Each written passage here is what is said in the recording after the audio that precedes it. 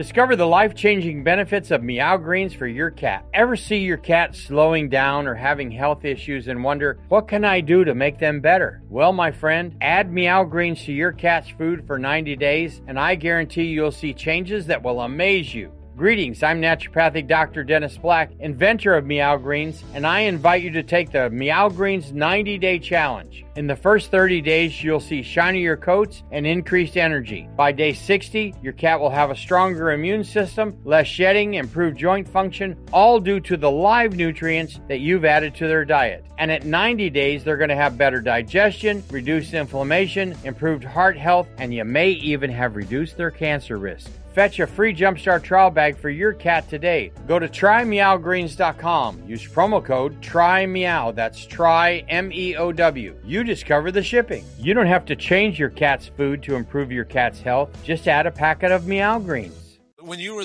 going through the academy, there's always funny and stupid things that happen.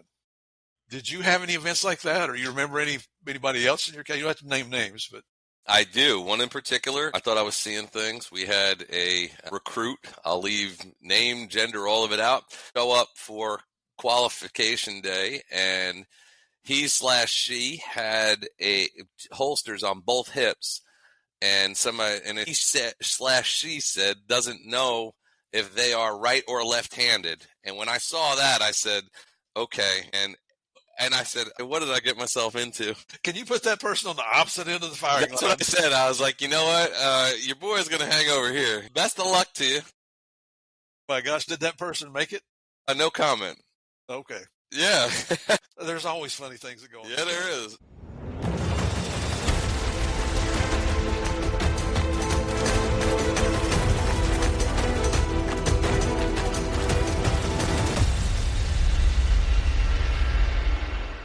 Hey, everybody. Welcome back to the next episode of Game of Crimes with Murph in the Morning. Thank you, folks, so much for coming back every week. Your support means more than you'll ever know. If you didn't come in and listen to me, who would I talk to? I talk to myself, but I don't pay myself very well, so that don't work out too well, does it? But it truly is an honor to have you coming back every week. As always, I've brought another stud on. I mean, look at this guy on the screen, man. You think he needs to go to the gym or what? Kind of getting fat there, isn't he? This guy makes me feel like an old man. Wait a minute. I am an old man. But seriously, this is an honor. We got an individual here who was a U.S. Army veteran. He's been a police officer now, still is, for 25 years. Extremely well known. You might even recognize that cute little mug he's got there if you've ever watched any of the cop shows on TV. And if you haven't, I'm sure you're going to go check him out now. We're going to talk about this in depth in a minute, but started out at Middlesex Borough in New Jersey for 4 years, small town police department, just like me. I started out at a 35-man department, but then he went to a bigger department, Howell Township, New Jersey, which is Monmouth County. Yep. And I got to tell you, you guys that have been listening for a while, you know that Javier and I were in Monmouth County back in December at the sheriff's office. And oh my gosh, that's probably the best organized organization I've ever seen in my life. Talk about something to be proud of, the sheriff up there. You guys got it rolling, brother. Yeah. So he's been there with 21 years now in Howell Township. Currently a captain. He's in charge of the investigations division. He's the commander over that. I like this because as I was doing some research on him, this is the way he starts describing himself. And this is so important. It starts with father of four. Yeah. Nothing more important, is there? That's it. But then he goes into trainer, instructor, author, adjunct professor, keynote speaker, and you might have seen him on a show called On Patrol Live. He's one of the co-hosts on there, and I think he's now a full-time analyst on the show. Yeah.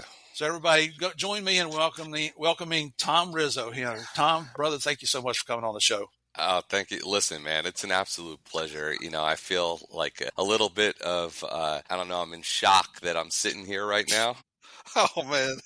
Well, listen, you say what you want, man, but there's something to be said about you and your background and what I love about policing. That's my passion, and it pales in comparison, obviously, to what you've done and what you're known to have done. So this pleasure is all mine, and it's a complete honor. Thank you so much. Oh, my gosh. I want to send you a check or something now. Good Lord, go ahead, man. That's fine. Anything with your name on it, I'll take. How's that? I'll tell you what, I'll bounce that thing all the way up to New Jersey. That's fine. It works for me. Thank you for saying that. I was a cop for 38 years, and I've been retired since 13. And this show gives me an opportunity to continue to live vicariously through what the studs of today, studs and studettes, are doing. So All right, we're over patting each other on the back here. We're That's good to it. go, right? Yeah, that's it. Now get to it. So you guys can tell already it's going to be a fun show. Yeah. This is one I'm so excited about because you saw the show that's been out with Randy Sutton from the Wounded Blue, retired Vegas cop. Randy has a summit every year, and the Wounded Blue is a nonprofit he has that helps out law enforcement families, those in need. And you're looking at the keynote speaker for this year's summit. Yeah, it's in September, right? Yes, sir. Man, something to be proud of. Yeah. Something to be proud of. Can't wait. Okay, like we normally do, now we're going to go with our small town police blotter. I sent Tom an email just before the show started, before we started recording, and he didn't have time to open it. So we come on the screen here. I'm like, did you get that email I sent you? And he's like, no. So we opened it up, and he's immediately on board. I'm looking at it looks awesome, of course. It's called our small town police blotter. And, we got pretty stupid criminals around the country and around the world, as a matter of fact. Yeah. But just before we get into the stories, I'm going to read you our little disclaimer. Now, this is a show about crime. We talk about bad people. We talk about bad people doing bad things to good people. We do take our stories very seriously, but we're never going to miss an opportunity to pick on some of those. I'm trying to clean up my language. Pick on people who should have picked another occupation other than being a criminal because they're not very good at it. That's right. So, Tom, I'm going to turn it over to you, and if you'll read us one from Jersey, brother. Yeah, of course. Let's get to it. So, in New Brunswick, a man allegedly brought his marijuana directly to the authorities when it was revealed during a metal detector check at the entrance to the Middlesex County Courthouse. That's in my backyard. There you go. As a quick succession of beeps was heard for his cell phone and other items carried by Mario Torres of Elizabeth, the questions persisted, including, do you have any drugs on your person? Kind of common sense to ask that, right? So what does Torres answer? Yes, of course. Why wouldn't I, right? Why wouldn't I bring it here? Don't we all? So he was then issued a summons for possession of marijuana. So here's a receipt of our conversation, I guess. Normally people like that will ask, can I have it back? So, but now listen, he's not the only one alleged to have done something like that. When DeAndre Beard of Newark was wanted on drug charges, of course, in Essex County. So it's their little correlation here. He took his duty to turn himself in at the Veterans Courthouse in Newark in October, authorities said. But when detectives searched Beard, they found 6 envelopes of heroin in his underwear, stamped none other than Ebola in red ink, authorities said. So what I find amazing about this is you already wanted on drug charges. So what do? I guess you up it, and instead of bringing marijuana, let's just up it to then a Schedule 1, and let's bring heroin there. So that makes sense, right? So we go from plant to powder in these stories, but it's all good. And, of course, I'd be remiss if I didn't end with Richard Thompson, 32, of Stamford, Connecticut, who was facing marijuana charges in Fort Lee, which is up in North Jersey up here, showed up at the borough court with a backpack. And what else would be in the backpack for court? Well, it was packed with marijuana, police say. So seems to be we have a little, I don't know if it's whatever you want to call it here. Let's call it a pattern of behavior. They bring it right to us here. See, you think you had to go find your suspects. And up here where I work, they just bring it to us and they dare us to find it, I guess. That's what we call low-hanging fruit, isn't it? That's it, babe. Hey, listen, if they were smart, we'd go out of business, right? But we know we have the best job security in the world. That's a fact, Jack. We never run out of clients. No. That's hilarious, man. It's just amazing what people do. What were they thinking? But you've experienced that, I'm sure. Remember in your days on the job, it's like how many times where we share that people wouldn't believe us if we just told them, right? When we say, yeah, the person consented to a search and it was loaded up.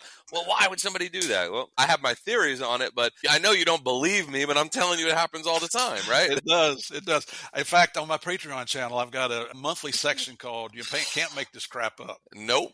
It's an hour's worth of stupid criminals. Yeah. I'm almost at the end of my 4th year with this show, and there's still no shortage of stories to tell. No, never will be. And you know this. Same circus, different clowns. That's exactly right. Now, everybody knows where Murph is, and we're heading back down to Florida because I think we've got more than our shares of idiots down here. This is a little bit older story, but it's still a great example of how crazy some of our residents in Florida here are. And it's not a Florida man story, but it starts out a Florida man was arrested, charged with assault with a deadly weapon without intent to kill after allegedly, I hate that word, after throwing an alligator through a fast food chain's drive-through window. Only in Florida, right? Only in Florida. Joshua James, 24 years old, certainly old enough to know better, threw a 3.5-foot alligator through a Palm Beach County Wendy's window, according to the Florida Fish and Wildlife conservation officials. He was also charged with illegally possessing an alligator. Oh. But you don't have that charge in Jersey. We don't? Nope. And petty theft. Yeah. According to the police report, James drove his pickup truck to the window at about 1:20 a.m., which nothing good after midnight ever happens. When an employee handed James his drink, he tossed the alligator through the window and sped off. Now, luckily, no one was hurt, and a Florida wildlife officer captured the alligator. He released it back out in the wild. James was finally tracked down through the video surveillance and a purchase at a neighboring convenience store. What did I say about people that should find a different career, right? I tell you what, man. James admitted to throwing an alligator. James said he found the alligator on the side of the road. He put it in the truck. Well, hell. Yeah. I mean, what else would you do with that? Yeah. I always thought maybe get the heck away from it because it's a freaking alligator. But what do I know? Yeah. I've only been in Florida 3.5 years, so I'm still learning the ways. You got ways to go. James faces a third-degree felony charge for possessing the reptile. If convicted of that particular charge, he could face up to 5 years in prison. People get let go for shooting folks, but all of a sudden you possess an alligator, you're looking at 5 years hard time. Okay. You're going up the creek. That's it. In James' court appearance, he was ordered to stay clear of all Wendy's restaurants, to avoid possessing animals aside from his mother's dog. He'll feed that to the alligator. Yeah, that's right. Now, here's the best part. He has to undergo a mental health test. That's probably appropriate. No kidding. Yeah. He cannot possess any weapons. He's released on a $6,000 bond. What a moron. What the hell were you thinking? But you know damn well, right? You're sitting there in a radio car and the call comes across your screen. Hey, respond over to Wendy's for a subject throwing an alligator through the window. You know, you'd look at it and go, yeah, all right. Yeah, okay. And all the other units are going, I got to see this. I got to go. Everybody's coming for that. Not for you, right? Yeah. The options are the same everywhere, brother. That's it. That's a fact. Even in other countries, they're still the same. So I just did an interview with a guy down in Australia. And I'm going to bring him on the show. I'll just go with Gary for his name right now because I don't have him lined up. But what do you say, 28 years, I believe, as a police officer, homicide investigator. And before we started recording on his show, we're telling war stories back and forth. And it sounds just like everything that you and I go through here in the United States. No difference. I'm telling you, I think it's a DNA code. I swear to God. I do. With very low numbers. That's it. Yeah, not high. So if you're wondering how I met Tom here, somebody sent me his name, and honestly, whoever it was, I apologize because I can't remember. But when I don't know somebody, I looked him up, and then I saw who he is, and I thought, oh, man, this has got to be a cool guy. But then because of Randy Sutton's summit in September, I happened to be doing Randy's interview at the time, and I saw this guy's going to be the keynote speaker this year. And one of the others is John Mattingly. If you remember, we had John on here, episode 79, back in January of 2023. John is the only police officer that got shot during the Louisville, Kentucky, Breonna Taylor raid. Yeah. And if you remember that interview, John told you there was absolutely no reason for her to be killed that night. Nope. It wasn't the fault of the police. It was the fault of her nasty boyfriend who walked free, and everybody cowered down in that community. At least the government officials and everybody in the state except for the attorney general, accusing John of being a racist. And Tom, I don't mean to make this a show about John, but you know him. No, I have nothing but love and respect for John. Absolutely. He's my guy. That guy, I'd do anything in the world for him. He's coming with us out to San Diego a couple times. Each year we go to the San Diego or Southern California Game Conference. And he's come out and done his show out there and just, love this guy to death. And here's what really ticked me off about the whole thing. Well, this is just one of the things, because there's a lot of things that ticked me off about that case, was that people continually call him a racist. Of course. Not knowing who his son-in-law is. I know. A black man. I know. A young man who started dating his daughter in high school. They got married. They have children. He's part of John's family. And he loves him. Exactly. It just shows you, and our regular listeners hear me say this all the time, Tom, is when I tell you something, don't accept it as the truth. Go check me out. Go check it out. And when you hear something, especially on the news, don't believe it. Find out what the issue is. Go do your own research. And then we're all intelligent. We can decide for ourselves what's right and what's wrong. Well, not only just that, how about you spend, I know this is crazy, right? But time is our most precious currency. How about you spend 5 minutes? That's all I'm asking. Everybody in this world, everybody in this planet has 5 minutes that they could set aside. Give me 5 minutes of your time and then go ahead and cast some type of opinion. I never say judgment, but then some type of opinion on me. Give me 5 minutes. And then if you leave that 5 minutes saying, okay, this guy's a jerk, this guy's a racist, this guy's this, no problem. At least you gave me my 5. Yep. And then I often say too, and John and I had this conversation, I'm known to say this, finish the sentence. So if you want to sit there and say Steve, Tom, John was a jerk, finish the sentence, though. I might have been, but finish the damn sentence, because I might have been, maybe, just maybe, I might have been a jerk for that minute, but I might have been good a time or two as well. Right. Absolutely. Man, this is going to be a good interview today. Yeah, I love this. Yeah. We're on the same wavelength, brother. It's that's a fact. like Grandpa and the young one's coming up. You're not old, man. You're ripe. Grasshopper. You're ripe. You're not old. That's what I say. I'm like fine wine, sour. I'm getting there. I don't, my daughter says, you got to get all that white out of your face. I said, leave me alone. I said, I've earned that. Oh, yeah, there you go. Well, do you still have hair? Yeah, there's hair under there. Yeah. I mean, it's not as lush. I don't have a mullet or rocking like that anymore, but it's all good, man. I'll take the little bit that I have. Did you have a mullet? At one point, maybe I did. I don't know. At least there's a picture floating out there that there might have been a joke that I played with a wig on, and I pulled it off all night because it was my natural hair color, and everybody thought I was rocking a mullet. So, oh, cool, very cool. Yeah. Hey, when I was in Miami back in the late '80s, that was the style: short on the sides, long in the back.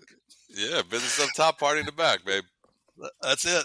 And for our listeners, if you see me doing this a lot, I've got a sinus infection, so I apologize to start with. I will try and mute before I cough in your ear, and I really try not to do anything nasty on the screen here, but you might have to bear with me a little bit today. We might have to do a little editing. So, Tom, what we usually do here is to get started. Tell us a little bit about your background, where you grew up, what your family dynamics were, brothers, sisters, what mom and dad do, what you did in high school. I got a feeling you might have played football, but I don't know that yet. Just tell us about your life, how you got there. Yeah, man. So grew up typical Italian middle-class neighborhood in New York, and all I knew was blue collar. My father was a New York City bus driver. He took every civil service test there was because my mother was pregnant with my sister at the time, who was 2 years older than me. My grandfather was my idol. I'm his namesake, another Tom Rizzo. He was a patrolman. He actually did the backwards. He started in Port Authority, and then he became a patrolman in NYPD. So he did the backwards trajectory back then because NYPD was actually a better job. But I was the apple of his eye. I was his namesake. And so growing up, we did the typical migration. We moved from New York to New Jersey. It was in New Jersey that I started to grow up, got into sports. I had a great group of friends. There was a close clique of us that were playing high school ball together. And it looked like, I was going to go. So I went down to Florida, University of Central Florida. I wanted to try to, see what I could do on my own type of thing. And go Knights. And maybe give it a go at playing some sports. So really, my parents lied to me, and they kept it a secret. My dad was hard working, and my mother, was diagnosed with cancer. But they were lying to me on how serious it was at the time. It was it's no big deal. Don't worry about it. And I knew something was wrong because when I graduated high school, graduated with honors, top of my class, everything, my mother couldn't make it. And I was like, why is that? She's just got a stomach bug. But, so I was ignorant to what was going on. But the truth of the matter was my parents didn't want to see me stop, whatever it was I aspired to do. So, they were keeping it quite secret. But then when it got real and I had to find out the truth, I was down in Florida, and then, I was only on a very small scholarship. So behind their backs, I went over to a military station. I said, I saw them saying 100% tuition and you can send money home and all this good stuff. They asked me if I liked sports and if I was into athletics. I said, sure. They said, well, we have this thing called the infantry. You'll love it. So I signed these papers, and next thing I know, I'm in, suited up to go to Fort Benning, Georgia, where I found out that, there's no women. They call it Sand Hill. I don't remember seeing the beach much, but so I did that route, and it's nothing I ever aspired to do. And again, the military is close to my heart, but it was just something I was in a panic mode. I did it behind my parents' back, and I said, I just want to be able to help. So long of the short was I had some mentors say, hey, listen, if this isn't what you're looking to do, it's very easy, man. You could do this as a reserve. You could do it as part-time and still do your college, do whatever it is that you aspire to do.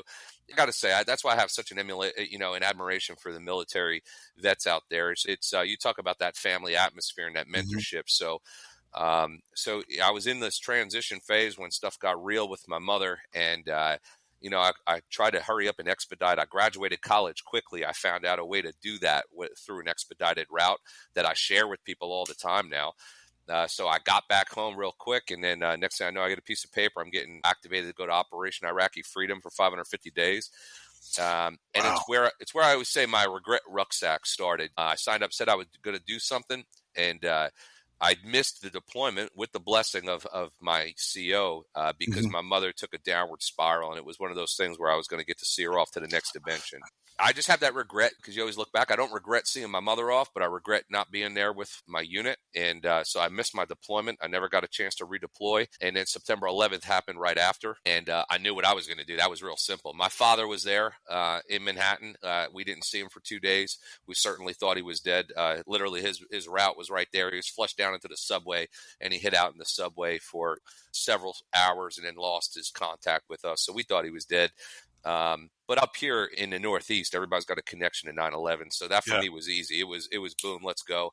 First department I walked into, I did a test on the same day for 2 municipal departments. I got hired by both. I just took the first phone call, and I was off to the races. So I want to back up just a little bit. So what's this secret about college that you were talking about? I'm sure people are wondering. Well, I was in, again, a panic mode where I had to hurry up and get done because I wanted to get back home and at least have that.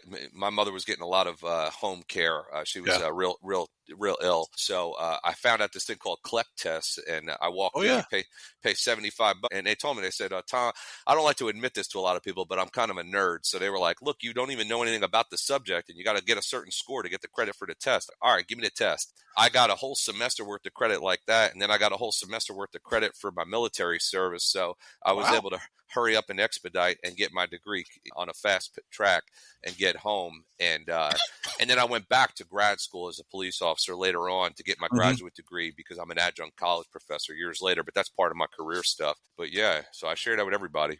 Cool. I remember hearing that, and I just didn't think I was ever smart enough to clip anything. Yeah, so sometimes you surprise yourself, though. And I'm like a beginning of the testament of Tom Rizzo, is that you didn't limit yourself. You were ready to take a chance at that time and let's just, hey, see what happens. What's the worst going to happen? I fail. Yeah, that's the thing I often talk about. I never want to be a victim of the shoulda, woulda, coulda. So I believe in taking that shot and being audacious, not reckless, but being audacious. And I just don't want to have those regrets. Yep. There's a few of them I have in my rucksack, but I'm not going to have one for not taking chances. Yeah, no, we all have those, unfortunately. And hindsight, thing's always 20/20, isn't it? Yeah. And who said the Army doesn't have a heart? If your CO authorized you to stay back, I mean, that's very admirable of him. And that's during wartime. I tell you what, when I have the ability to compare both, as do a lot of other vets who did some military service and some type of first responder service, and the treatment, everything like that. I'm sure everybody has their purview and their perspective on it, but the way I was treated, and as a young kid, they didn't owe me anything. I was a number, and they just needed more numbers to go over to Iraq. I mean, that's what it was. But the understanding and the compassion and the consideration I received, I'll never forget. Love hearing that. What was your MOS in the Army? Yeah, so 11 Bravo, just a regular grunt, and then 11 Hotel for tow-guided missiles. Cool. Yes, sir. Did you like that? Loved it. Yeah? Loved it. Yeah, I mean, what's not to like? And I was a 60 gunner too, so I had that big pig. And if you could believe it or not, sometimes my tongue got me in trouble. So I was known for carrying. Instead of having somebody carry ammo for me, I had to carry the ammo, the gun, the ruck. So I may have gotten a hernia or two because my mouth landed me in that position. And I learned the hard way. Let's just say I learned how to understand. So when people made fun of my name and said, "Oh, you're Rizzo from Grease," or Rizzo the Rat from the Muppets, and Frank Rizzo from the Jerky Boys, I got all of it. And I would scoff back as a punk 18-year-old. I learned real quick who's in charge and who's not. So, yeah. What stories? I love it. Did you play high school football? No, sir. Basketball, baseball. But you got a small scholarship to go to UCF to play football? Yes, I was able. And again, there's a lot of small schools. I knew that it wasn't going to ever put food on my plate. It's just, I was very passionate about it. So, again, a childish way to think, but I never regret the fact that I took the chance instead of staying locally and playing small ball. I never regret taking a chance because what it ended up doing, despite my circumstances, going 1,100 miles from home, I had no choice but to grow up. On the college experience in one perspective, and then in the military world, that's it, right? Mama can't come and help you now. So, yes, I have no regrets for that as well. Yeah, UCF's not a little college anymore. No, sir. We had the honor and the pleasure to go. So I grew up in Tennessee and West Virginia, and we're big West Virginia University fans. Yeah.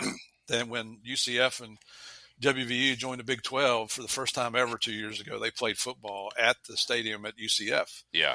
And we live in Orlando. So I was the keynote speaker for the Orlando Police annual Blue Line Gala. Yeah. And the president of the Orlando Police Foundation, he owns a mortgage company, and the name of his company is on the football stadium at UCF. Yeah. So. And I let it be known that I'd like to go to that football game. And he called me. He said, "You want to sit in the box or you want to sit on the 50-yard line?" I said, "It's Florida. It's hot. I want to sit in the box." And he did. Joe Nunziato is his name. Big shout out to Joe. Just a fantastic man. What he does for Orlando Police, for Orange County SO, Osceola County, and Seminole County, they're all benefit from what the Orlando Police Foundation does. 100%. And that year, not to get off on a tangent, but that year there were 2 police officers, a male-female partnership, had been shot in the line of duty several months earlier, going after a guy that didn't know he was wanted for murder. So when he came out of the car, he just came out shooting. And they were both recuperating. And so got to meet them in person. I still get goosebumps talking about it, because it's an honor to meet people, men and women, who are brave enough to put a uniform on and go out there and protect all the rest of us. Coming from you. Yeah. Okay. Well, I had my time. But you know as well as I do, a lot of the people you don't know, they don't know you, and a lot of them hate you. That's a fact. But we don't discriminate. We try and protect everybody. So, and I'm sure I'm going to get some blowback on that. Hey, send it my way. That's it.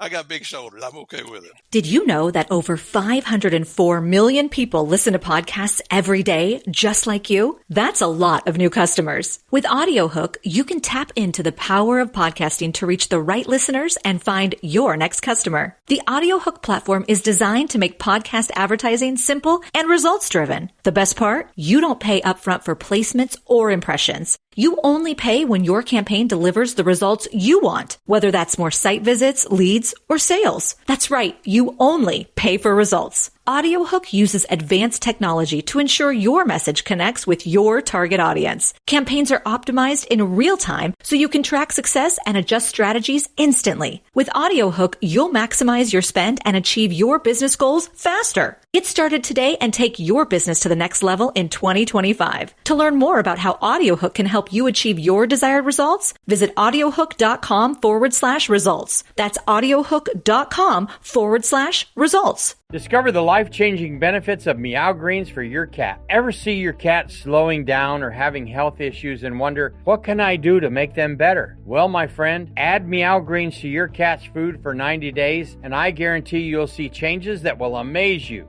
Greetings, I'm naturopathic Dr. Dennis Black, inventor of Meow Greens, and I invite you to take the Meow Greens 90-day challenge. In the first 30 days, you'll see shinier coats and increased energy. By day 60, your cat will have a stronger immune system, less shedding, improved joint function, all due to the live nutrients that you've added to their diet. And at 90 days, they're going to have better digestion, reduced inflammation, improved heart health, and you may even have reduced their cancer risk. Fetch a free Jumpstart trial bag for your cat today. Go to trymeowgreens.com. Use promo code TRYMEOW. That's try, M-E-O-W. You discover the shipping. You don't have to change your cat's food to improve your cat's health. Just add a packet of Meow Greens. So let's see.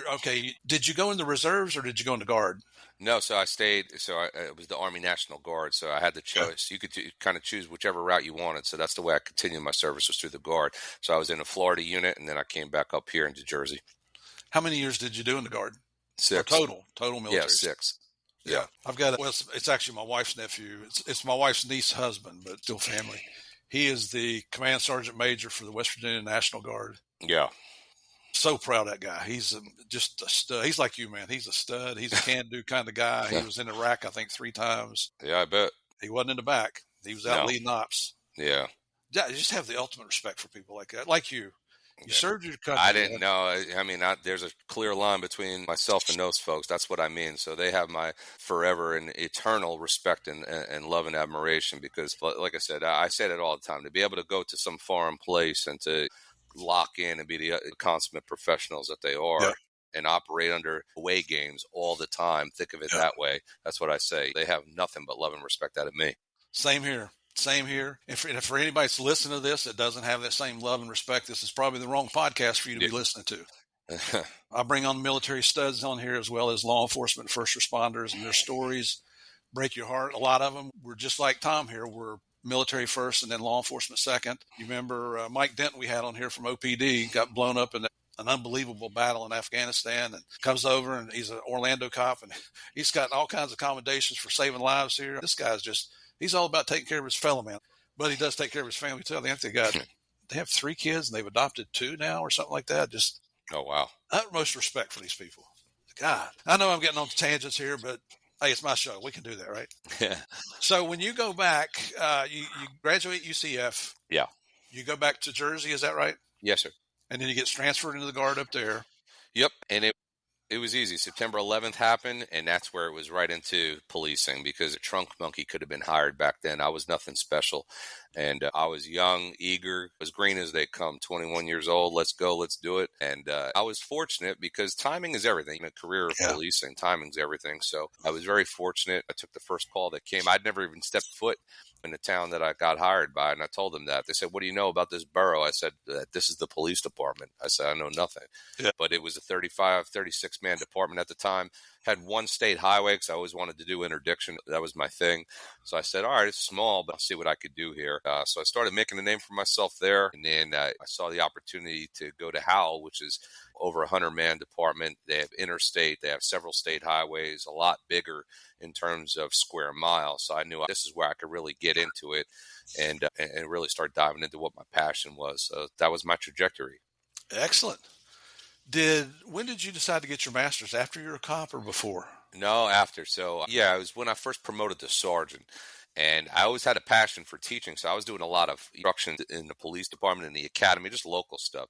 But I just had a passion for teaching. And then I wanted to do something outside. I didn't want to do just the search and seizures, the typical police stuff. So I said, wouldn't it be kind of neat if I could get into these minds and the perspectives of these college kids that are then coming out, and maybe, just maybe, we could have some. So I never told them what I did for a living. I always told them at the end of the semester, but I did everything else. But I didn't do criminal justice. I've done human resource management. I've done all sorts of leadership classes. So I got my master's, and then I was just hustling right out of the gate to become an adjunct. And I've been doing that now, for 14 years. Wow. Yeah. And where'd you get your master's? Because it's a pretty prestigious school. I did Seton Hall University up here. And yeah, I've been an adjunct for Rutgers, for New Jersey City University, Fairleigh Dickinson, and I've been a guest speaker at several universities as well. Yeah. I don't have my master's. I just got my bachelor's, but I have a keynote. We, being my old DEA partner, Javier Pena, and just last week I got to spend an hour and a half virtually with a class at Marshall University in Huntington, West Virginia. Oh, cool. It just sounds corny when you say this, but I told them, I said, this does sound corny what I'm getting ready to say, but why am I spending time with you? Well, there's a TV show out there that just really got blown out of proportion on one investigation I worked, but it's given me a platform. You guys are our future, young people. Yeah. So if we're not willing to take the time to, I don't know if it's imparting wisdom or just telling them about the mistakes that we made so they don't make the same ones. Or, hey, whatever, man. It's something, right? It's having that impact. It's worth taking the time. Yeah, sure. And people say I'm doing it for money. I don't get paid for that.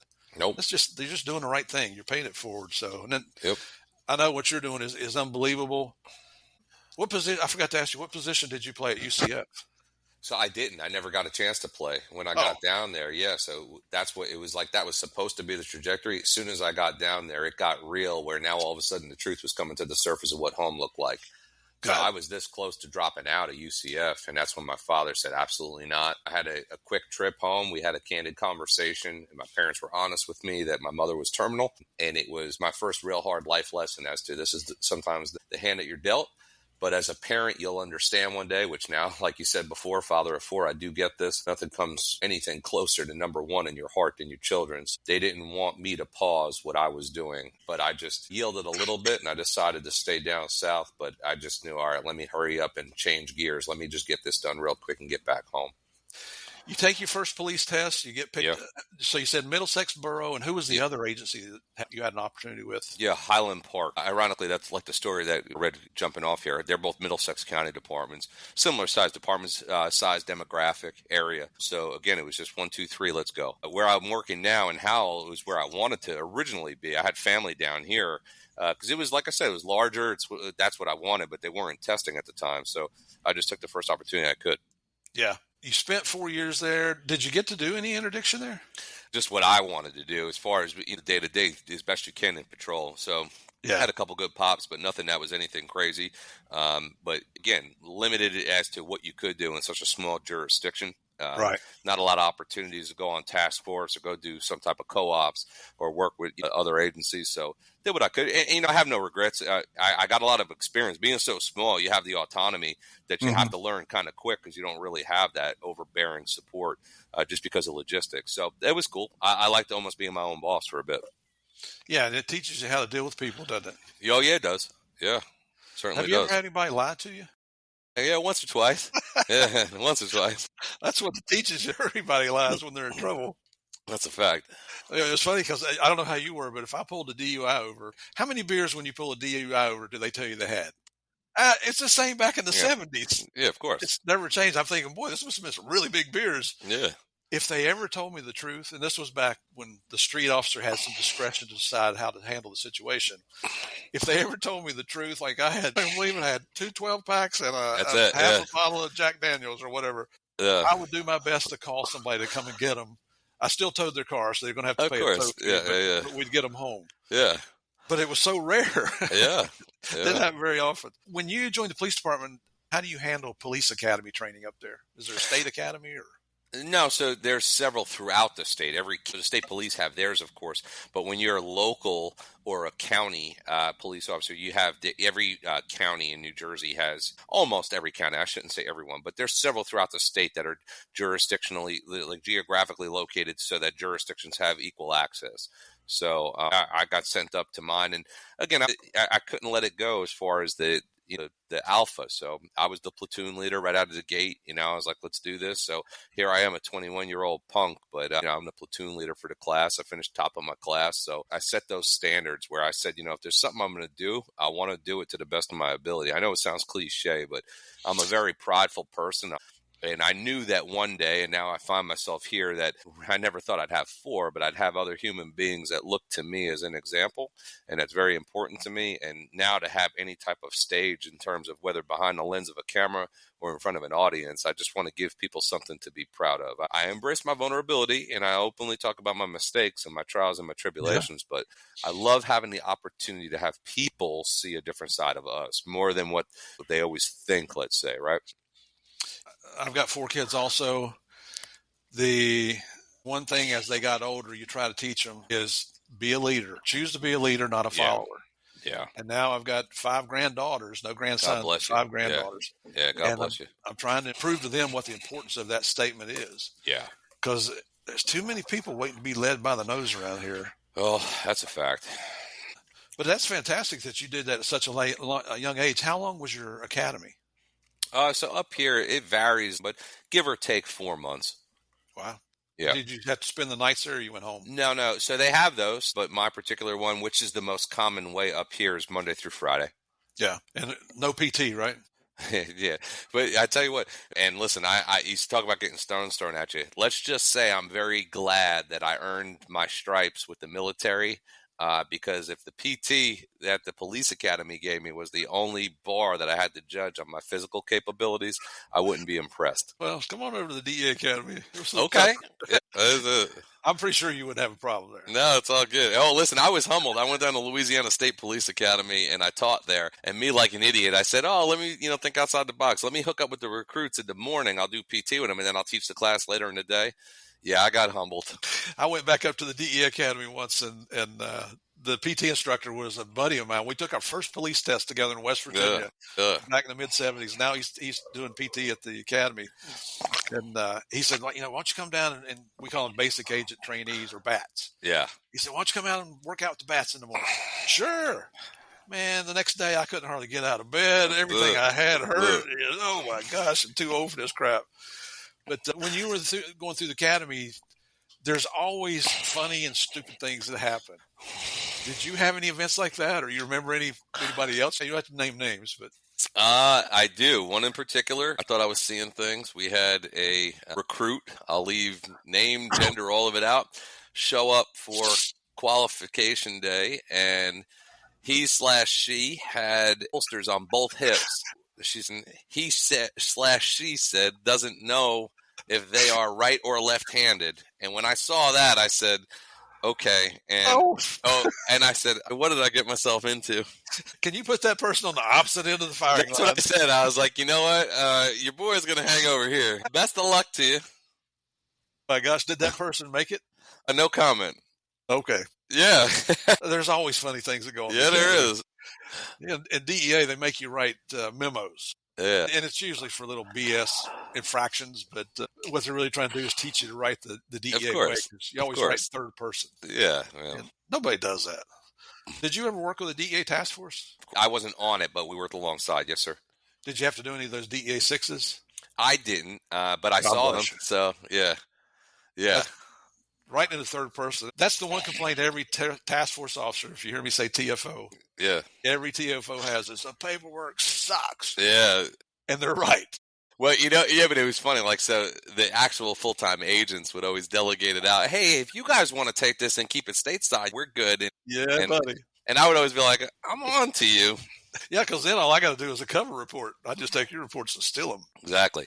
It's funny. Let's see. You already talked about the size of your department, your academy stories. Now, why did you decide to switch over from Middlesex Borough up to Howell Township? Yeah, so size, real simple size and ability to run highways, interstate, and that's what I wanted to do. I wanted to do interdiction. I knew that. It was in my blood, and you know that. Once you get that curse, you can't get it out.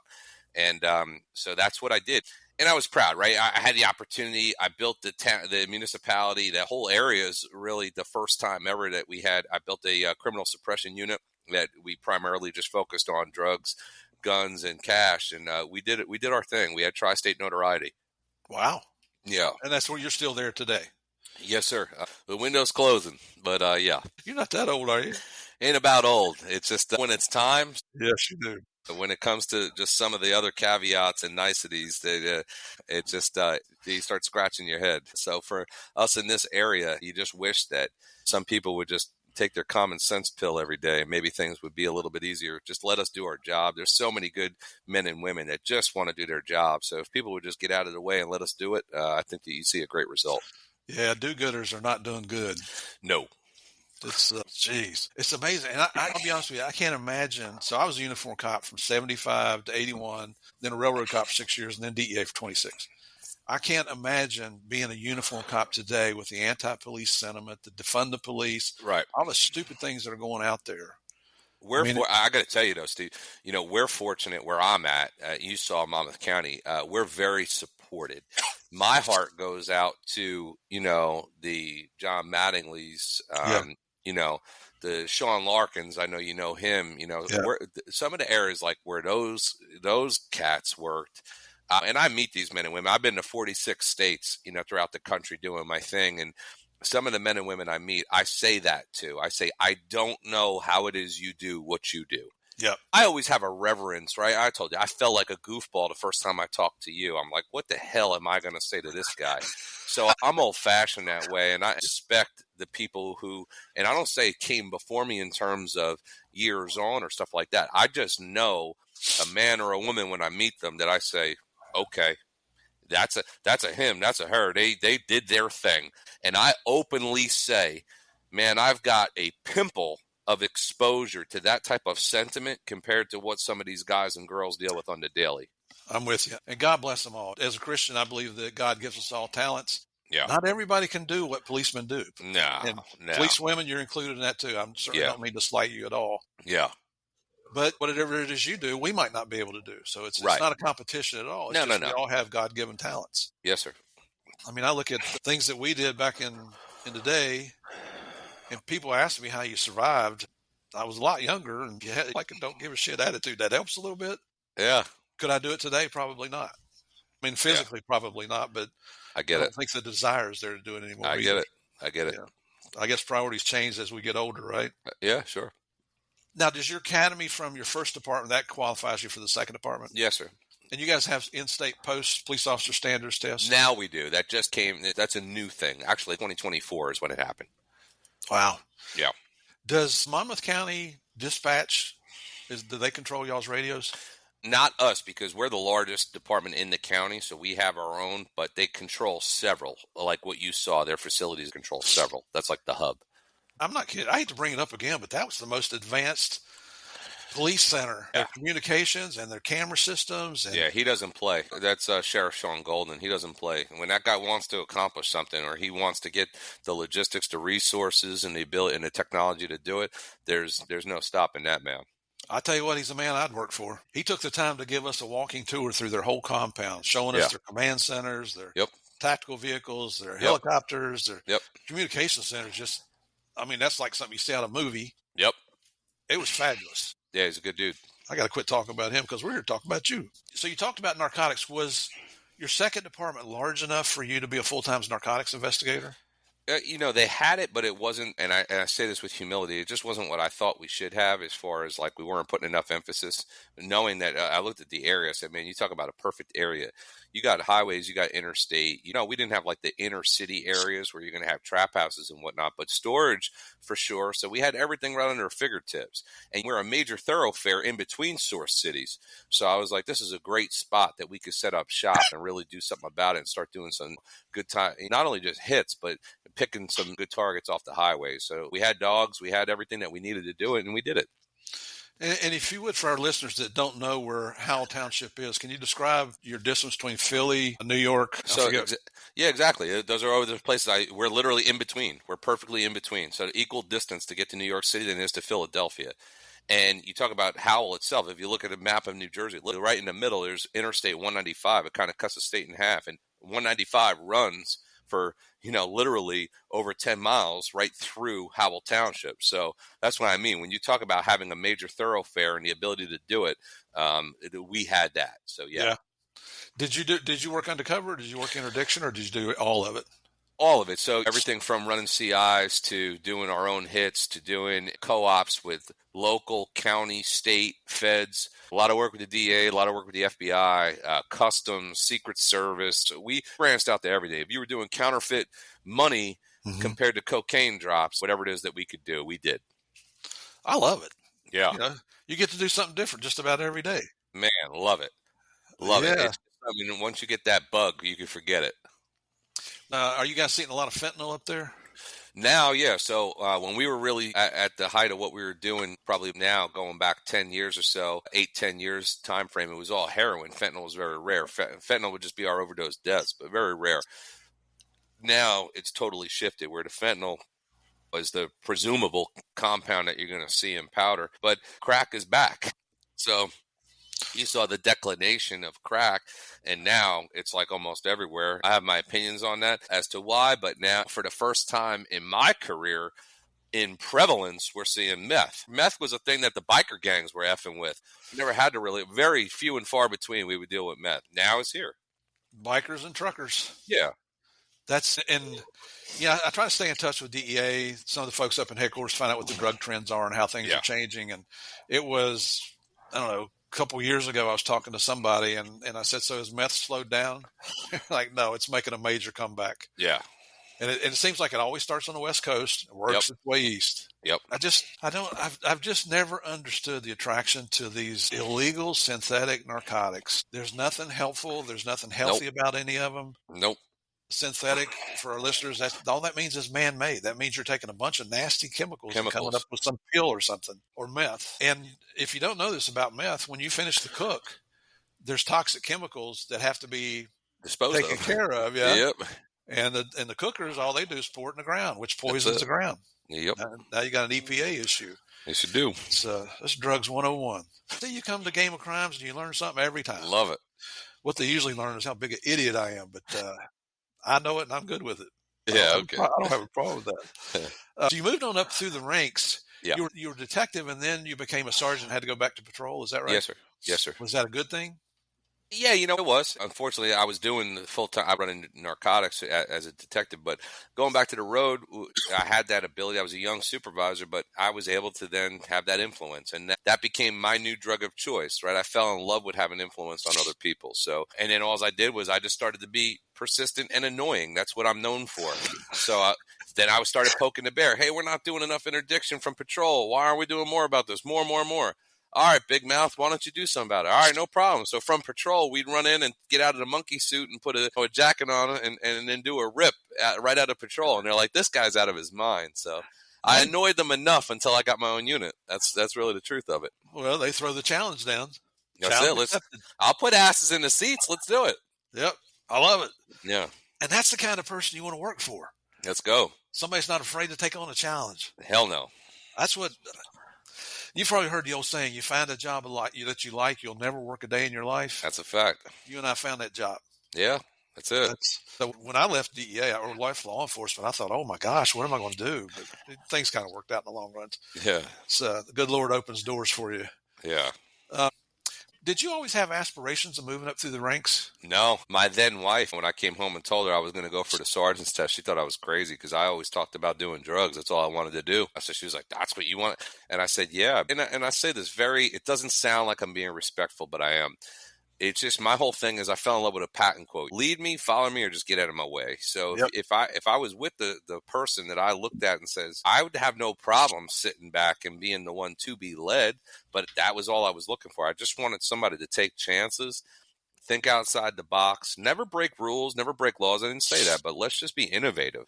So when I never saw that innovation, I said, well, all right, you could either be the squeaky wheel or you could be part of the solution. So that's what I tried to be. The next thing is you take the lieutenant's test, and you mentioned that you started a crime suppression unit. Yes, sir. And what is that? So, like I said, we weren't doing a lot. We were seeing the overdoses at the time. We're going through the roof. We were seeing both, not just overdoses, but then we were seeing businesses being exploited. Thefts, everything, burglaries. It was just crime was going up at a rapid pace. So I just said, we got to do something about it. So I begged and pleaded. I put together a business plan, really, that I solicited to the chief and then to the governing body. I said, if we do a dedicated unit and we put the right pieces of the puzzle together, you talk about taking a chance. I said, I'm going to guarantee you results.